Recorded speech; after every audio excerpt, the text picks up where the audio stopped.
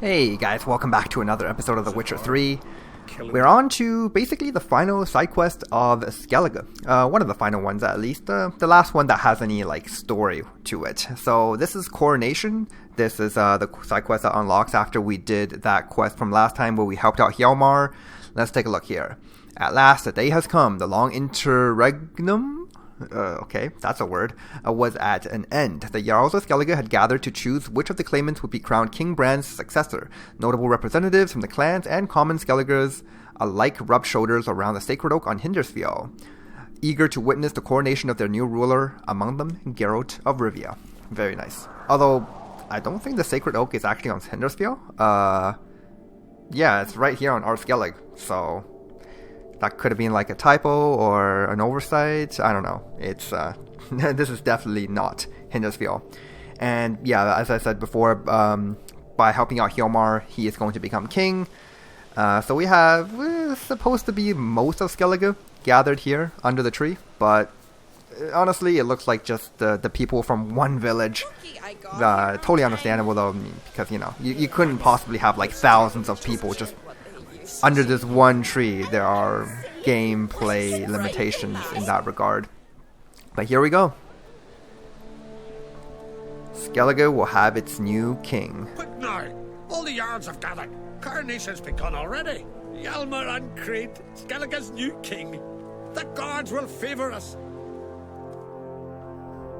Weren't long ago, we gave King Brand back to the sea. Today, our mourning ends. Today, by the grace of the gods and the clans, a new ruler takes the crown. He's still kind of bloodied up from that fight with the Wildcarls. Actually, I don't know if you can consider that a fight. It was just one punch. Oh, there's his crown, there's his axe. We took his sword, unfortunately, but I still feel kind of bad about that. Skellige has chosen! On Crach! On Crach! On Crach! On Crach! I know you've long awaited this day. We strike at Nilfgaard! Hjalmar! Hjalmar! Hjalmar! Hjalmar! He is an impulsive one. And yes, Lugos is not happy. The clan that he oversees, I think it's, what was it, Tartarok or something? And the Crach clan, they do not really care for each other. They're always butting heads because they have to share the same piece of land here on Skellige. Last night was My sis of Clan Crach, bravest lass the Isles ever made. And there is the gracious loser, I suppose she is now, because of Geralt's decision. Let's talk to her. I was afraid you'd never talk to each other again after that contest for the crown. Who? Me and Hjalmar? You must be mad. Rivalry certainly seemed serious. Our rivalry's one thing, but we share the same blood. That's what really counts. Very, very gracious. So, not mad you lost? Naturally, I'd rather be standing where he is now. But my brother's strong and he's got charisma. I believe folk will follow him. And if he grows too high and mighty, father will cut him down to size. You can be sure of that. Or you can cut him down a size. Sarah seems like the level, calm kind of person. Perfect counterpart to Hjalmar. She could actually be like his advisor or something. That would make Skellige a way better place, but we'll see what happens with that. Give him my congratulations. I will. He's standing right there. You can give him your own congratulations, Geralt. And there's Crach. Let's see what he has to say. Looks to me you're near bursting with pride. If only you knew, Wolf. Tell me, what other Jarl can boast children like mine? Shame their mother didn't live to see this. Hjalmar will make a good king, provided you help him rein in his temper a bit. That will depend on the matter. His brawling days are over, granted.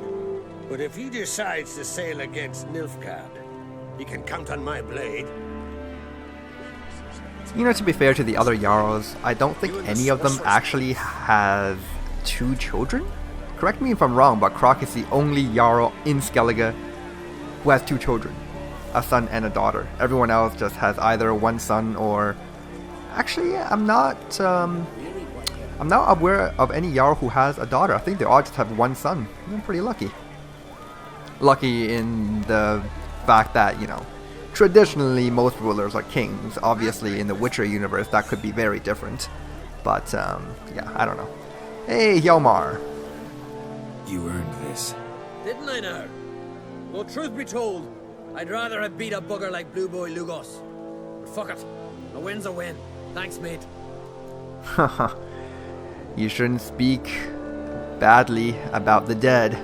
Blue Boy, he was a cool character. We went through that whole cave together.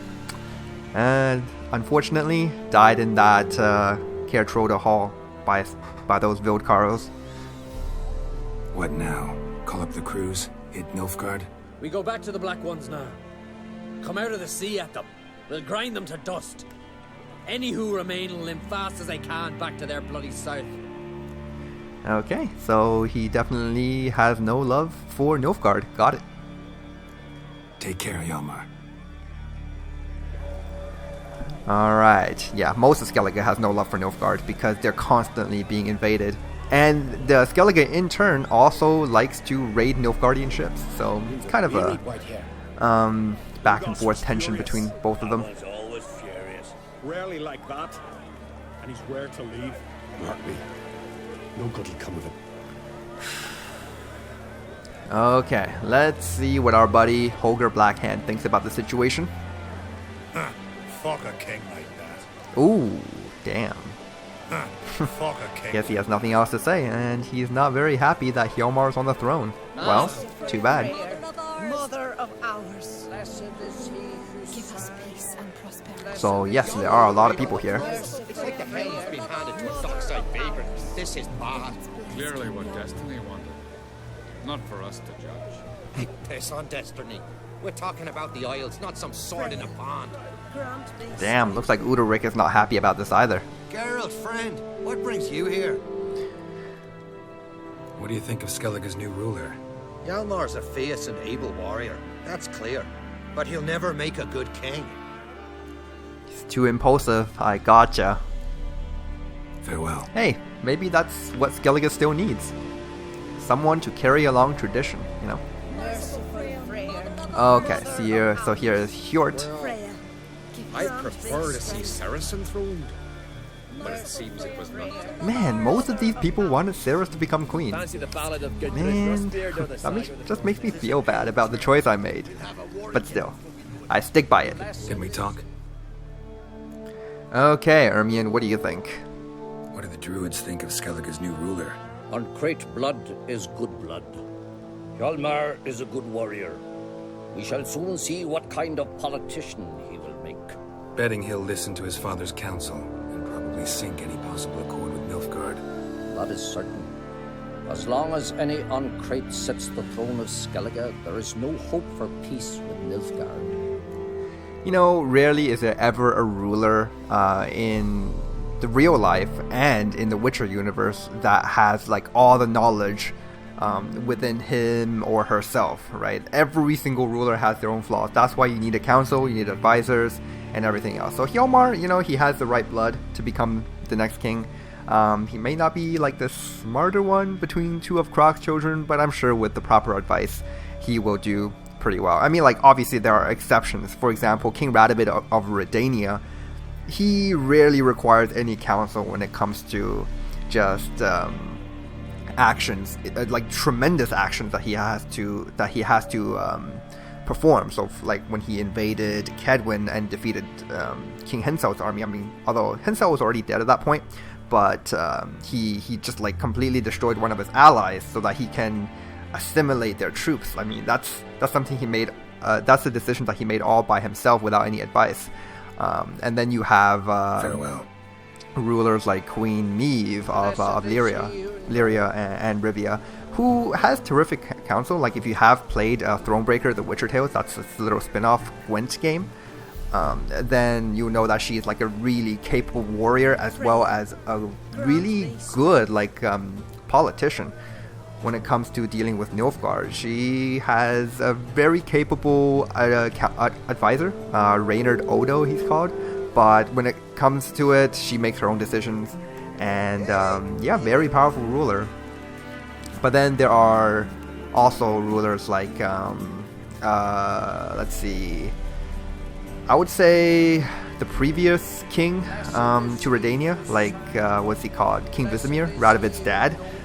He had a big council. Like, he had like these court sorceresses telling him things, and although maybe his decisions have been swayed by, you know, just like how the sorceresses have been whispering in his ears or whatnot, but in all of the Witcher 3 media that not Witcher 3, but like the Witcher media I've seen, Visimir wasn't represented as this kind of powerful, visible, and just benevolent kind of ruler. He's always in the background doing something shady, and I don't know, it's just yeah, I'm just going way off topic, but I like discussing politics in the Witcher universe. And then who else do we have? King Demavend. Unfortunately, I don't really know too much about him. He is the king to Edirn. Was it Edirn? Yeah, the king to Edirn. And apparently we're like really good friends with Queen Meve, but he was assassinated really early, like at the very beginning of The Witcher 2, like literally in the first cutscene of the game before you even get to play, the dude gets assassinated. So I don't know much about King Demavend. I haven't played The Witcher 1, and I don't know how prevalent he was in the Witcher books. Like, from what I remember, not very. Yeah, he didn't really do much. The same thing with King Hensel. I mean, he didn't die like super early in The Witcher 2, but he did die eventually, and yeah, nothing good came of him. And Queen Meve is still alive in The Witcher 3. We will see a little bit of that later on in the game.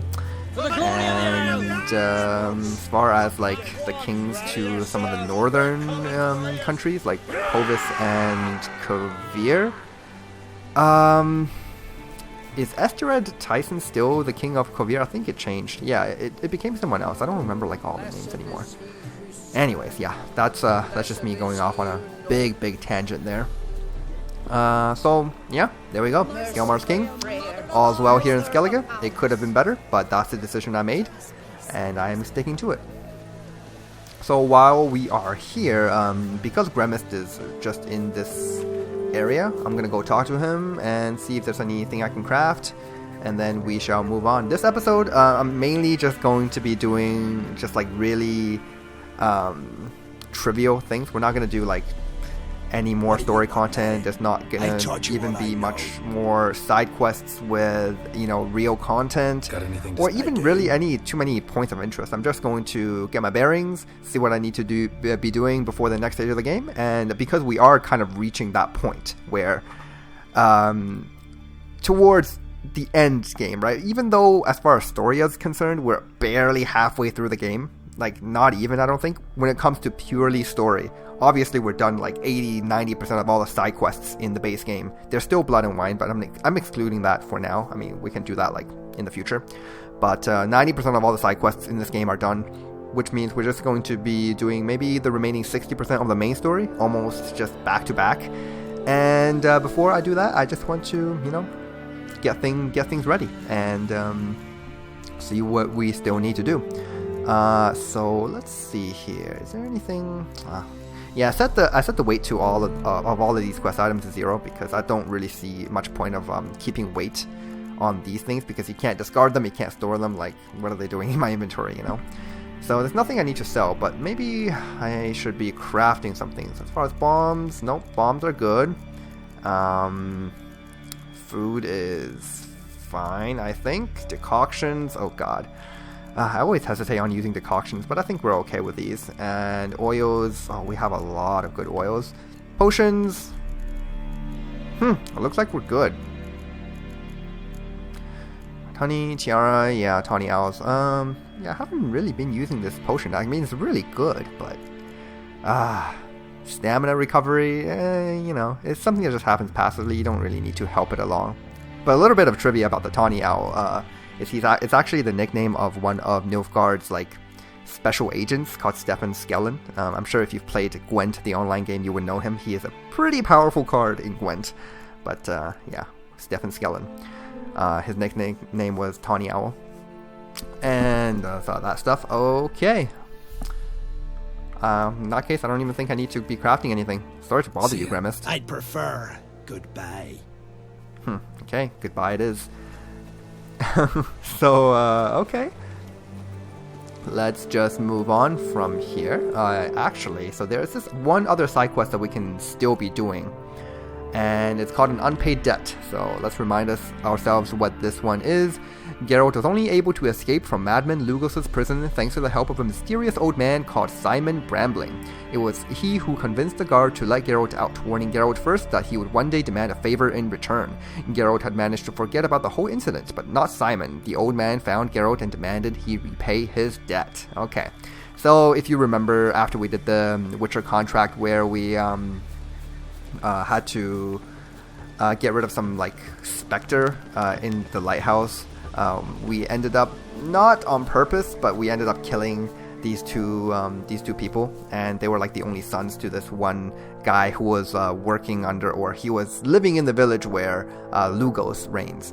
And Lugos obviously kept us locked up for a while, and then the Simon guy, with his help, we were able to escape from the prison. Although, I mean, in truth, we could have escaped without his help.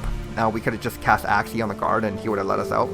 But where's the fun in that, you know? Like, I could have chosen that option, but I chose this one instead because it does provide us with more content, and more content is always great.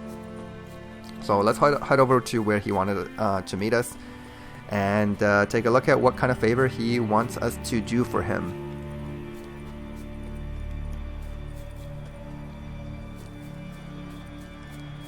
Yeah, if I'm not mistaken, this will be the final side quest here to do in Skellige.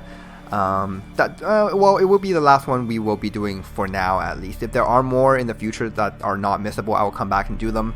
But yeah, as far as I'm concerned, we're actually, no, we might be doing a different one. Yeah, there's one that we still haven't unlocked, but we'll get to it. Knew you were thick, Brambling, but that thick? To waltz into me. What the hell's this? Just in time. Geralt of Rivia, a witcher. He's come to kill ye. What did he do to you, Simon? Me? To him? 'Twas him who did me wrong. Her son killed me brother. Tricked him, betrayed him. I swore revenge. Hunted him across all the isles. Bugger always got away somehow. So now, that is. High time we end this strife. Once and for all. No more questions, Geralt. Cut him down! Okay, this is going to be one of those moral decisions. I can't do it, man. It's not in my Witcher's code. Out of the question, Simon. I'm no murderer. Not gonna kill him. I'll do you another favor, then though. You'll die at his side. You know, I don't want to kill you, Simon. Really, like, it's 3-on-1 here. I probably don't even need to engage. Maybe I do. He's not really taking much damage. It's so sad. You could have went on. You could have been well off. But, you wanted me to murder a man, and I'm not gonna have any of that. So, sorry, dude. Death for death. I didn't deliver the killing blow, but for a minute he didn't need to die. For a minute, I thought you'd do it. Thought you'd kill me. You know, the Witcher's code only kind of pertains to monsters when it comes to moral decisions like these. I mean, this is not even a moral decision, right? He wanted me to kill this guy without any reason whatsoever. Like, only because he killed this dude's brother, and he didn't want this dude to come back to get revenge, so he wanted to end his... Like, seriously? No. Is that even a choice at that point? So, yeah, for no minute did I ever think about killing this guy, which means, go with this one. Lucky for you, I have a different notion of honor than you Skelligers. Prefer to thank folk with a bottle of something strong, not murder. Tell no one what happened here, Witcher. Simon's got a spear-side cousin on Speaker Rock. He learns what you've done here, he'll vow blood revenge. Won't rest till... Enough. Not another word about pride, feuds, or bonds of kinship. You can kill each other without my help from now on. Yeah, clearly Geralt is not happy about the decision he made. But hey, we were forced to choose one evil over the other. And we chose the one that ended with the death of someone who was a bit more guilty. This is exactly the kind of decision that Geralt does not like to make. Okay, so that one is done. Yeah, I was talking about one other side quest that I could be doing.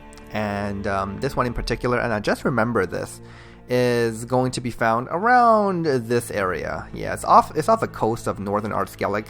And let's just head there right now and see what we will find.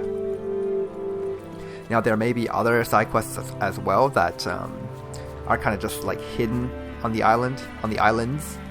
But for now, we're not going to seek them out. At a certain point in the game, I might come back and just do a bunch of things, like all the side quests that we may have missed. But, oh, look at this. A single necker. Oh no, neckers never come in singles. Yeah, here we are. I really like those masks that they wear. Yeah, so at some point, I will come back and do any kind of unmissable side quests. But for those that are missable, then yeah, too bad. This was never meant to be a 100% playthrough. It was meant to be a 100% of all the things that I can do or bother to do in one playthrough. Obviously, if it's a quest, then I will do it unless it's a missable quest, right? It's just sometimes I kind of remember if I missed a quest, but sometimes I don't. So for example, in Velen, and this is just off the top of my head, there is this quest involving this kind of like a dog who lost its owner. We haven't done that yet, and that quest is semi-missable, I think. Now, I'm not sure. It's been a very long time since I did that quest, the last time I did it. But I think that one is not missable unless you progress like super far into the main story. That a point where we haven't gotten to just yet. So we can still do that one in the future. I am not going the right way. You know what? Let's just go on foot. Yeah, I was gonna fast travel, but I think going on foot has its own kind of quaintness. So yeah, that side quest involving the dog, we might be able to do it. We may not, but we will see. So there are other quests like, let's see. As far as I remember, I've done all of the ones that are like super missable. So I don't think we've missed much, if anything at all. I mean, like quests like clearing this one warehouse of the couple of ghouls that these guys asked me to do. That one is missable if you progress too far. And yeah, that's like a super minor side quest, right? It doesn't really mean anything. Quests like the guy who was tied up to be killed by the drowners. We saved that guy. If we didn't save him at that point, that would have been missed. Something like this one lynch mob that wanted to kill this guy, and we decided to kill the bandits, and Geralt said something like, because of you 3 people had to die instead of 1, but you know, they were 3 scumbags, so I suppose their lives don't matter as much as the life of 1 innocent person. That one was missable if I didn't do it immediately. Can't really think of any more. But for the most part, this is going to be, if not 100%, but definitely like 99.95% completion playthrough, including Hearts of Stone and Blood and Wine. Of course, we've already done everything there is to be done for Hearts of Stone. I'm relatively certain about that, yeah. If there are more side quests, then I'm not aware of them. And I have played through The Witcher 3, like the entire game, probably including this one, I would say about 4 times, the entire thing. And yeah, if you look up my account to see how many hours of The Witcher 3 I've played, you'll be kind of terrified. So I'm not going to be telling you the number right now, but just know it's a big number. Let's see. Is there a boat around here? Oh shoot, there's a boat back there. Yeah, you know what? We're gonna fast travel down to the whale's graveyard and pick up the boat. I mean, it's probably faster to just swim over there, but I want the boat just for the ability to fast travel once we want to come back. Oh shoot. Okay. I remember this place was full of people a while ago. I guess they turned into drowners. Drowners are not like zombies, you know. They are very much alive. No, they're not alive. They're necrophages. I don't know. Okay, necrophage. Like, I think the technical definition is a being who eats the dead, but they may or may not be dead themselves. I'm not really sure what the technical. Oh shoot! I thought that was it. One more. Not really sure what they really are, but based on folklore, drowners just arose from the dead as sailors who just died at sea.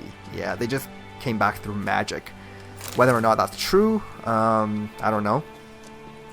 But they are post-conjunction creatures, as in they did not exist before the conjunction of spheres. Basically, it means they are magic. Yeah. Okay. There's the boat. I wonder if that's like a boat that I parked there at some point or another, because that seems like a really weird place to park the boat. It's not quite close enough to the shore, but... Okay, here we go. All hands on deck. Okay, oh god. I hope I don't run into any problems with controlling the boat again. Oh, man. Yeah, I mean, the boat goes a little bit faster than what it did before. The handling is fine too, it's just, I don't know, stopping seems a little difficult. I guess once we get to the destination, I will see if stopping is still an issue. But for now, yeah. There are still a lot of points of interest to be done in Skellige. I'm thinking at one point I will get those done. Might take more than an episode. In fact, at this point, I might be thinking about doing a stream where I can just like talk to some of my viewers. I don't know how many viewers I actually have. Probably not that many to this series. But hey, to those of you who are still watching, like, wow, that's crazy. Because, yeah, we're on episode, what, 100 and... What is this, like 113? Yeah, we're crazy far into the series. And if you followed me throughout the entire journey, man, like, I have to commend you for that, because, wow, that's a long time. So where was this guy? Can I turn my boat? Oh, what? No, don't get off. Yeah, I see boating controls are still as awkward as ever. Yeah, so right now I'm trying to look for this one guy who is near one of these mountains here in North Skellige. I should be able to find him at some point. I remember he's around here somewhere. He might not be in this like specific location. In fact, yeah, that's not him. Yeah, you know why I've been having trouble with steering my boat? You see how on the bottom left corner there it says accelerate, decelerate, reverse, stop is the square button. That's not actually very accurate, I don't think. I don't think it's the square button. Like, when I hold the square button, nothing happens. I just go forward another, like, 100 feet before I come to a stop, naturally.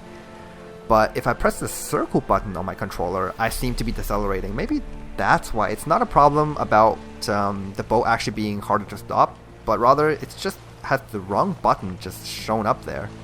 I could be wrong, but let me just test this. Okay, so right now I'm holding square. I'm holding it. I'm still holding it. Yeah, I'm not letting go right now. And yeah, you see I'm still going forward relatively quickly. Like, this is way faster than than it should be when I'm holding like the stop button, you know. But now, later when I accelerate again, so let's do this again. I'm going to go back to that smuggler's cache. And let's accelerate again. Where's that smuggler's cache? Ah, there it is. And now I'm going to hold circle. Okay, it doesn't really help either. Damn. Yeah, in fact, if I press any of these buttons, then my handling just becomes terrible. I basically can't turn anymore. It's just weird. I don't know. Okay, yeah, and I know I do complain a lot, but I feel like this is something that should be complained of. I should actually file maybe a bug report on the mod page, but something tells me that it's not just my problem, because, something tells me that it is just my problem, because, if it's not my problem, I feel like something as major as this should have been fixed already. Yeah, because it really is, just destroying the sailing experience. Not being able to stop when you want to is, it's a kind of a deal breaker, honestly. But fortunately for us, outside of Skellige, there aren't that many places where we can use a boat, so I suppose I'm gonna have to live with it. Maybe I will try to make the mod author aware that this is an issue, and if it's not an issue and it's just something on my end, then there's nothing I can do, because wow, this seems like an issue that will require like extensive testing that I just can't be bothered to do, unfortunately. So it's just not really worth my effort, I don't think. Alright, there we go. The guy I was looking for. Stop, Geralt. No. No, I want to help him. No, stop. Get off. Okay, come on. Yes, this is one of those situations where if you leave him alone there for too long, then you will miss the side quest. So I definitely don't want to miss the side quest. Which means, yes, I'm coming to your aid, my buddy. Hopefully he's not already dead. Alright, it's just some harpies, no big deal. Oh god, he's not moving or making a sound. Is he already dead? That's gonna be sad. Die, you harpies. There we go. Okay. Nope, he's not dead. He was just being very, very silent. Okay. Need some help, my man? Jorg. Free me, I'm begging ye. Why'd they chain you here? I didn't like old Grettir. No, but I didn't want his death. Free me, please. I was framed for murder. You know, in times like these, people who are about to die will say whatever it takes to get free. And it's very difficult to believe as someone who just has nothing to lose at this point, right? But in order to continue this quest, I have to believe him, so let's do it. Yes, I believe you. Thanks. I won't forget this. I've no way to pay you, but if we ever meet again, I'll get you back for what you done. You know, the people who chained you up there, they're not going to be happy that I'm doing this. I just need to rest a spell, then I'll be fine. Thank you for your help. Okay, there we go. Crime and punishment. Very quick and easy side quest. Yes. Okay. So, actually, this quest continues a little bit. Yeah, there is a village. Unfortunately, I don't really remember where it was, but I think I can kind of gleam at based on my map here. Guess at where it is. I want to say it's Blandair, where you can talk to someone and they will mention this guy. But is it Blandair? It could have been no, it can't be Cairgallon. That's not even a village. It could have been Rogna. I guess we'll try both of these places because it could also be Boxholm. But it's definitely somewhere on our Skellige. Oh jeez, I'm like 65% sure that it's on our Skellige. I know that's not a very good number, but I want to let you guys know that this quest does have someone else associated to it. So yeah, it's not just one of those quests where you free him and that's it. Let's go back to my boat here. This is the reason I brought a boat. It's because we can fast travel on it. And come on. And we're gonna check out those two villages. So Blandair and Rogna. Okay. So let's check out. Look at that. My main quest tracker is telling me to go there. Okay. We're not gonna go there right now. I mean, we can't go there now. We have to kind of go to a specified boat fast travel point. And then we can head over there. That tree in the distance there looks pretty cool. Alright, oh, I just noticed that we are now consuming burned sweet buns. Wow, I cannot believe that's even an item in this game. Like, burnt sweet buns?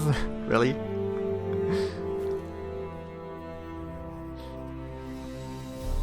Unfortunately, there's no real cooking mechanic in The Witcher 3. It's the one thing that this game lacks in terms of immersion. The cooking mechanic.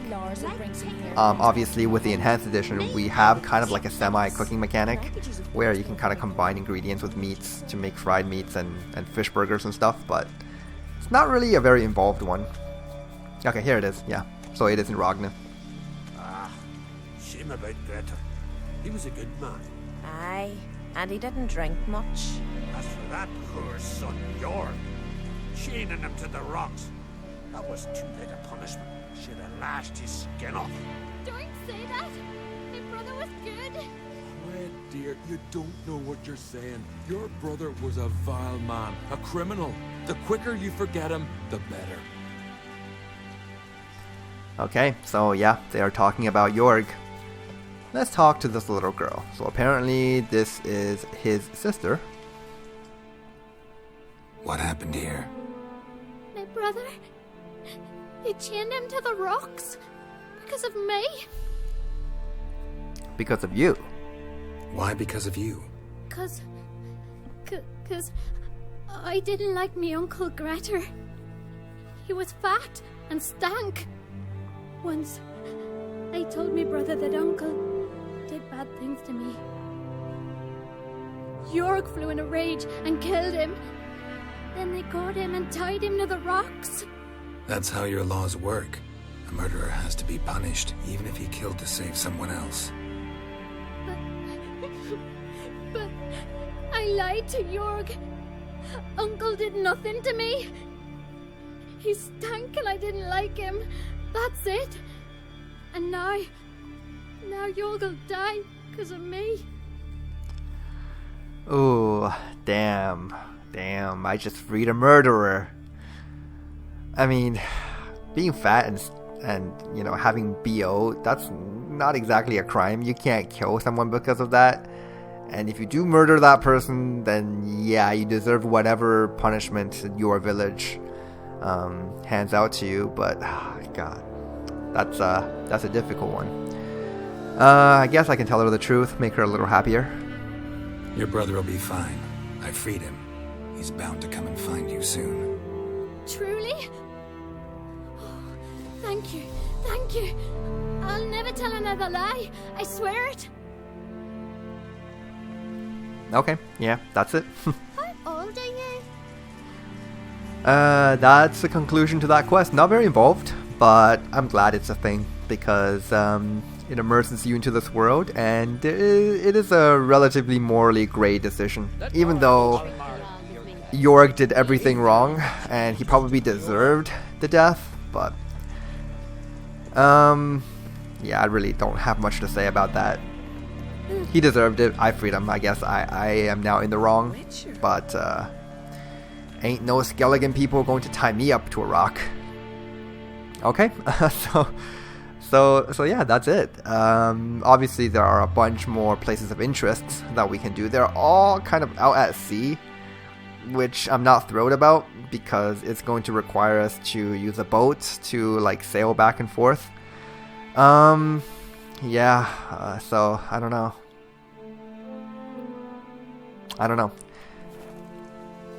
Yeah, as I was saying earlier, like I was thinking about doing maybe a stream so I can talk to some of you guys who are watching, but I'm gonna have to like announce it way beforehand in order to, you know, actually get people watching. Yeah, I think I'll think about that. I am still quite a few episodes ahead of my actual video publishing. I think I'm maybe like 15 episodes ahead at this point. Yeah, something like that. But as of right now, what date is it today? It is, oh shoot, November the 5th. By the time this video comes online, it's probably going to be late November. So I'm thinking if I'm going to do a stream on that episode where I'm just collecting these points of interest, I'm going to be doing it like before late November. But anyways, like, to those of you who are like watching my videos as they come out from their sub boxes or whatever, or like if you haven't already skipped this part of the video, you wouldn't know, but I will be posting another video saying whether or not I want to stream. Like, if I'm not streaming it, I won't post a new video, but if I wanted to stream it, I'll probably just do it on YouTube. So those people who you know have subscribed, they would know when I will be doing it. I used to stream a little bit on Twitch like years ago, but I stopped doing that because, well, yeah, just kind of there was this period of time where I just like got really busy at work and I couldn't stream like for 2.5 hours consistently every day or every other day. So I took a break and then I just never got back to it. If you're curious about what I streamed, look up Final Fantasy 1, 2, and 3 on my and 4 on my channel. Yeah, those are the games I streamed. I never finished 4, unfortunately. It's a decent game, but I just yeah, that was the end of my streaming session at that point. But yeah, I might do another session where I can just like talk to some of you guys. There won't be a lot to talk about when I'm collecting the points of interest. I might go like really off topic, but I would really like to, you know, just conversate with some of my viewers and see who you guys are, where you guys are from, what games you play, etc., that kind of stuff. And maybe if you have any questions for me, I can answer those for you. And yeah, we'll see about what I want to do with this channel in the future. I mean, this series, The Witcher 3 Enhanced Edition, I'm mainly doing it, I've said this multiple times before, I'm mainly doing it for my own interest because I love The Witcher 3, I love what the mod author did with creating this Enhanced Edition mod. When you marry those two together, it's like, yes, I can kind of objectively say that The Witcher 3 with the Enhanced Edition mod installed is my favorite, and I've played a lot of games. I've played hundreds. Not thousands. Yeah, I don't think thousands. I'm not like an avid video game connoisseur or anything, but I've played hundreds of games and I've completed and 100% completed probably also hundreds of games. And I gotta say, like, Witcher 3 Enhanced Edition, this is it. This is like the pinnacle of gaming as far as the 2010s is concerned. We don't know what's going to happen in the 2020s, right? Like, there's going to be so many interesting games coming out next year. Persona 5, The Royal, I love Persona. Final Fantasy 7 Remake, we're going to have The Last of Us Part 2. Let's not forget about the other CD Projekt Red game, Cyberpunk 2077. That's going to be a thing very soon. So yeah, there's so much to be excited about, and just like right now. But by the way, if you guys are not interested in this, feel free to just turn off this video. Like, I'm not going to be doing any more Witcher 3 related content. At this point, it's all finished. I might go like sell off some of my crap right now, but yeah, there will be no other real content. But at this very moment, I just started a subscription for PlayStation Now. If you don't know, it's kind of this like video game streaming slash kind of a subscription service where you can just play games that they have. It's kind of like that Microsoft Xbox whatever service. It's like the Netflix of gaming, right? So you subscribe for a fee. I think if you do one full year, it comes to like 80 Canadian dollars. Was it 80? Yeah, it's like $80 or something like that. And you get to play the entire library for PlayStation Now, essentially for free. I mean, you have to pay the subscription fee, but after that you can play it for free. You can either stream it, or you can like download the games and play it on your console. You can even download them. I mean, you can even stream them from your PC and play PS4 games from your PC as long as you have a DualShock controller. But the thing is, what I found about streaming these games is that the input lag is quite terrible. Now, my home network is I have a 1.5 gigabit connection, which is pretty fast even by today's standards, right? Like, I think most people are running maybe 100 megabits, maybe like 150, 200, something like that. But I basically have like the best package that my current area has to offer. 1.5 gigabits, which I can literally upload one of my 20 gigabyte videos within 10 minutes, 15 minutes at most, so it's fast. But when I stream games from my computer with the Ethernet cable and everything, there's still a significant input lag from my controller. I don't know really, I haven't really looked too much into it, so I can't say I've tried fixing it, but yeah, it was like, I want to say the latency was maybe 300, maybe even like half a second, 300 milliseconds, or maybe 500 milliseconds, which is kind of not acceptable, right? When you press a button, it takes half a second for the game to respond and, you know, my character to do what you just told her to do. So it was like, maybe streaming it is not the best option. What I did was I just, right now I'm just downloading the games from the PlayStation Now server so I can play them.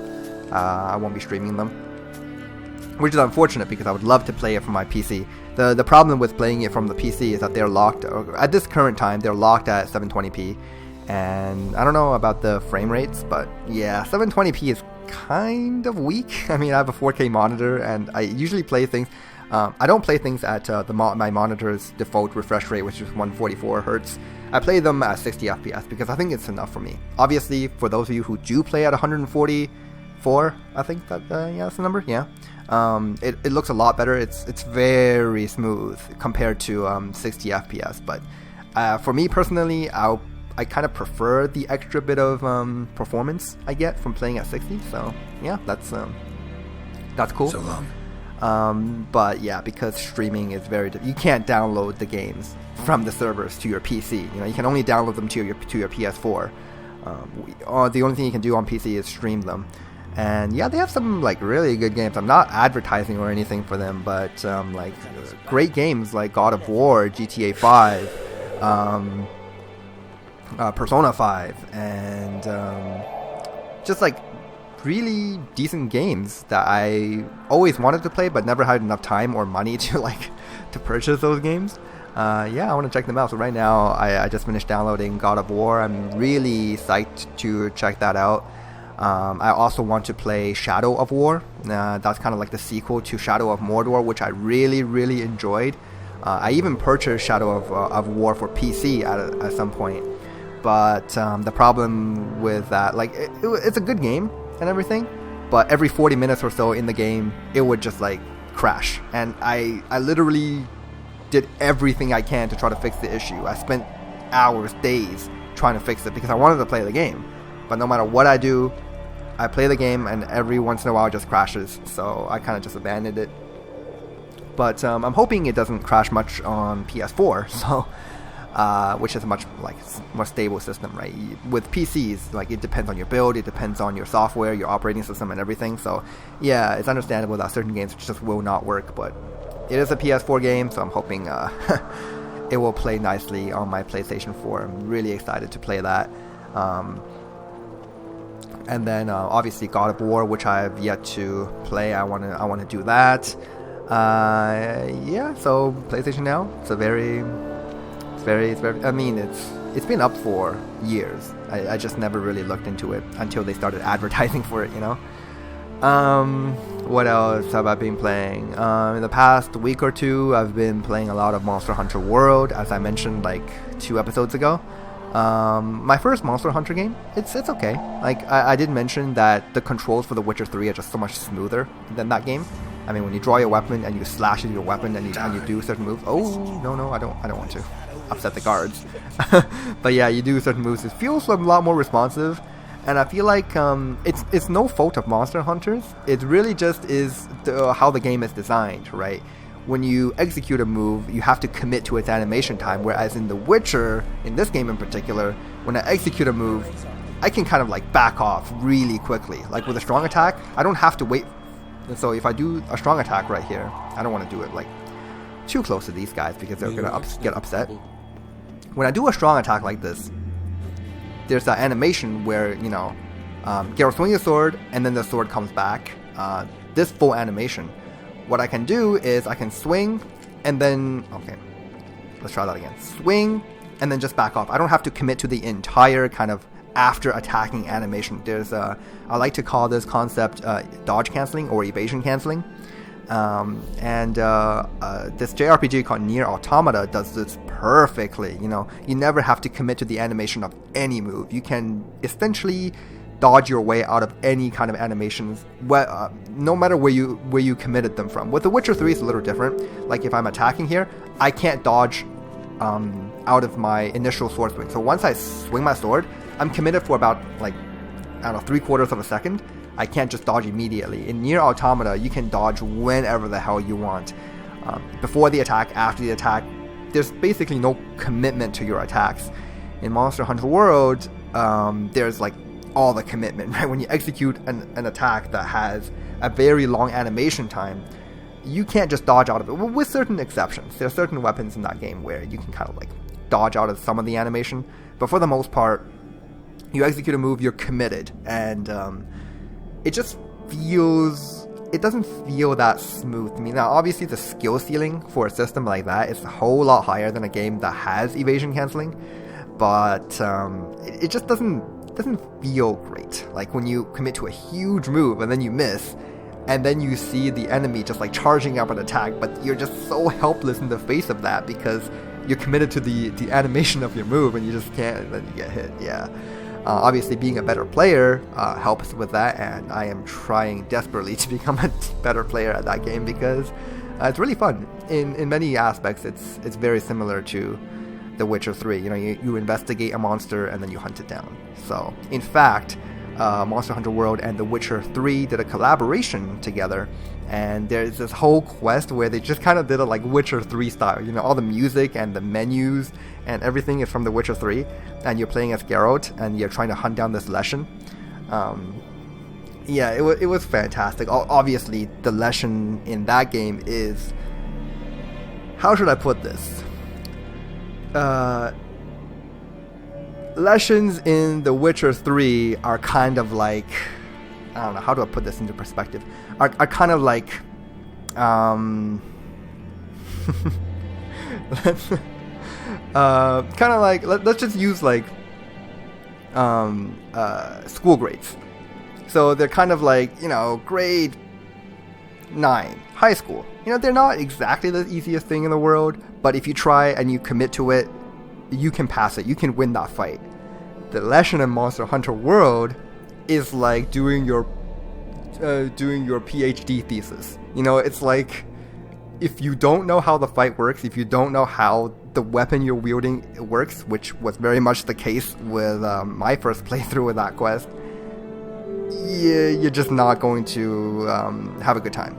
It is crazy. And now, granted, I am still relatively new to the game, and I don't know all the mechanics. I was using, actually, I don't think I want to talk too much about it, but to sum it up, yeah, it was not a great experience. I managed to do it in the end, but damn, that was a hard time. So much harder than any Leshen that I fought in this game. Now, I have fought some relatively difficult Leshens in this game, don't get me wrong. If you look back on episode, I think 45 or 46, somewhere in that range, I did fight a Leshen that just, like, I was ripping my hair out about how difficult it was. You know, I had to resort to using moon dust bombs and dimeridium bombs. I think I used dimeridium. Yeah, and then I had to, like, pull all the tricks, and in the end, my recording software didn't record properly, and I wasn't able to get that full fight. But still, that was a really hard fight. And I want to say, like, there have been really difficult opponents in this game in particular, like werewolves, golems, Leshens, griffins. Yeah, there were no pushover, but, you know, like, in terms of skill ceiling in The Witcher 3 Enhanced Edition, even though it's relatively high, I don't think you can really compare it to a game like Monster Hunter World, where certain enemies, if you don't know what you're doing and you're not completely versed in the weapon that you're handling, you're just not going to win. It's as simple as that. Whereas in this game, you can kind of scrape by if you get lucky a couple of times. You know, like, lucky quite a few times.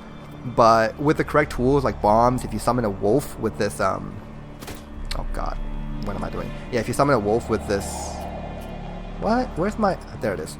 Wolf talisman. Let's just summon one out right now. What? There. Summon. There we go. Yeah, I'm forgetting my controls. There she is. Yeah, you can summon a wolf, you can toss bombs, you can apply oils, and do all of this stuff to make these fights easier. Those options might not be available to you, or even if they are available to you in Monster Hunter, you still have a really hard time. Whereas in The Witcher 3, you can kind of like cheese any kind of enemy with just a flurry of bombs. You know, I'm not going to ever do that, mainly because bombs are expensive, but also it's kind of cheesy. So yeah, there's that. Yeah, I just don't want to end off the episode just yet until I hit. Well, we are relatively close to an hour, so yeah. Let's see, what else have I been playing? I mean, that's really basically it. If you guys have played Quantic Dream games in the past, recently I just played Detroit Become Human. It's kind of like one of those interactive movies, or just a very cinematic game. Yeah, if you've played Heavy Rain back in the PS3 era, or Beyond Two Souls also on PS3, then yeah, it plays very similar to that because it was made by the same company. Yeah, Detroit, very fun game. I liked all the characters in there. There's so many different things you can do. I think more than even Beyond and Heavy Rain, Detroit definitely had the most number of options that you could have gone with in each chapter and how things could have ended. And yeah, I thoroughly enjoyed that experience. In fact, I'm still kind of working on it. I'm still trying to like fill out some of the options in the flowcharts. Yeah, they're just fun to play with. I'm actually surprised, by the way, that the wolf has all these animations. You see how she like falls asleep, and then after a while she wakes up and yawns a little bit. That was cute. Okay. Anyways, I think that's enough. Yeah, we're gonna end things here.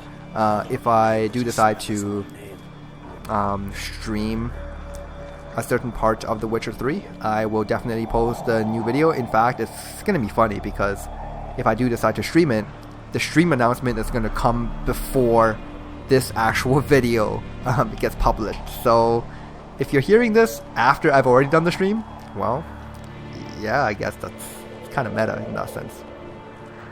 But hey, and if it goes well, I might. If I decide to do it, and if it goes well, that's a lot of ifs, because there's a chance that I won't even do it, then I might do more streams in the future. Because I love interacting with some of you guys. That's why I urge you guys to post a comment. You know, you don't have to like the video or dislike the video or do anything. Just post a comment, let me know that you watched it, and let me know if you have any questions for me about the game or anything. Keep it on topic for the video. You know, don't ask what my birthday is in one of these comments, because I'm not going to, you know, bother responding to that. But ask me about the game in general, or just like anything you're curious to know, and I will respond to that comment. So yeah, anyways guys, thanks for watching this time. The next time we come back, it's gonna be probably moving on back to Velen and doing this Ugly Baby's main quest. Wow, that's actually a very controversial main quest name. Ugly Baby. Okay, I mean, to be fair, Uma is a very ugly thing. I don't know if it's a baby. Uma literally stands for ugliest man alive, you know, UMA. So I guess it's very literal in that sense. Okay guys, thanks for watching this time. I'll see you in the next one.